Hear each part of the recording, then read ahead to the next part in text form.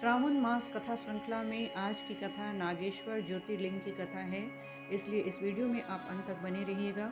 सावन का पवित्र महीना चल रहा है और ऐसे में भोलेनाथ के हर स्वरूप की पूजा करने से दोगुना लाभ मिलता है।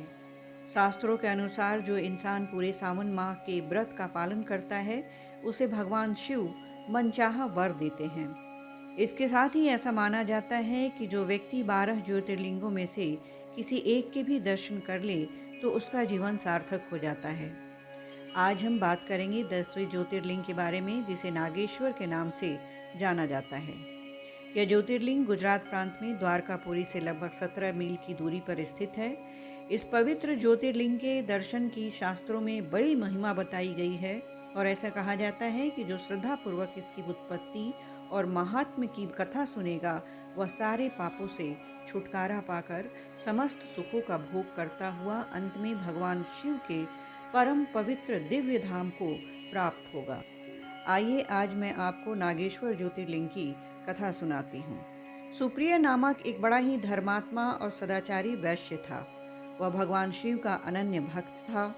वह निरंतर उनकी आराधना, पूजन और ध्यान में तल्लीन रहता था। अपने सारे कार्य वह भगवान शिव को अर्पित करता था। मन, वचन, कर्म से वह पूर्णतः शिव की आराधना में तल्लीन रहता था। उसकी इस शिव भक्ति से दारूक नामक एक राक्षस बहुत क्रुद्ध रहता था। उसे भगवान शिव की यह पूजा किसी भी प्रकार से अच्छी नहीं लगती थी। वह निरंतर इस बात का प्रयत्न करता था कि उस सुप्रिय की पूजा अर्चना में विघ्न डाले। एक बार सुप्रिय नौका पर सवार होकर कहीं जा रहा था। उस दुष्ट राक्षस दारूक ने यह उपयुक्त अवसर देखकर नौका पर आक्रमण कर दिया।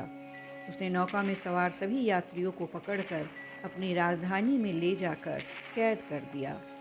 सुप्रिय कारागार में भी अपने नित्य नियम के अनुसार भगवान शिव की पूजा आराधना करने लगा। अन्य बंदी यात्रियों को भी वह शिव भक्ति की प्रेरणा देने लगा।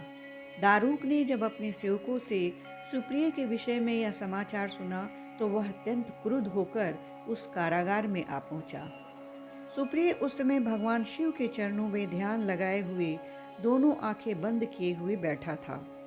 उस राक्षस ने उसकी यह मुद्रा देखकर अत्यंत भीषण स्वर में उसे डांटते हुए कहा, अरे दुष्ट वैश्य, तू आंखें बंद कर इस समय यहाँ कौन से उपद्रव और षड्यंत्र रचने की बातें सोच रहा है।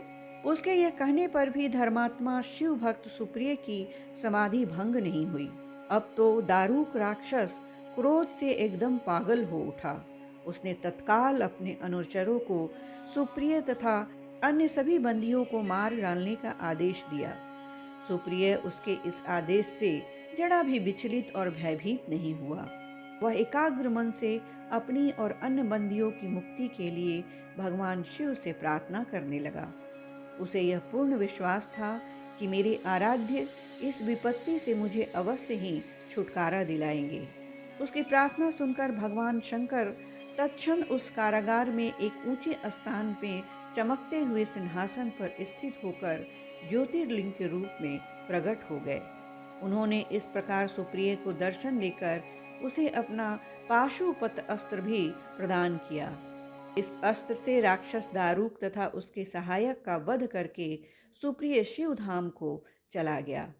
भगवान शिव के आदेशानुसार इस ज्योतिर्लिंग का नाम नागेश्वर पड़ा। ये थी नागेश्वर ज्योतिर्लिंग की कथा। अगर ये वीडियो अच्छी लगी हो तो इस वीडियो को लाइक और शेयर ज़रूर करें। साथ ही अगर आप मेरे चैनल पर नए हैं तो मेरे चैनल को सब्सक्राइब भी करें। अब आप मुझे आज्ञा दें। हर हर महादेव।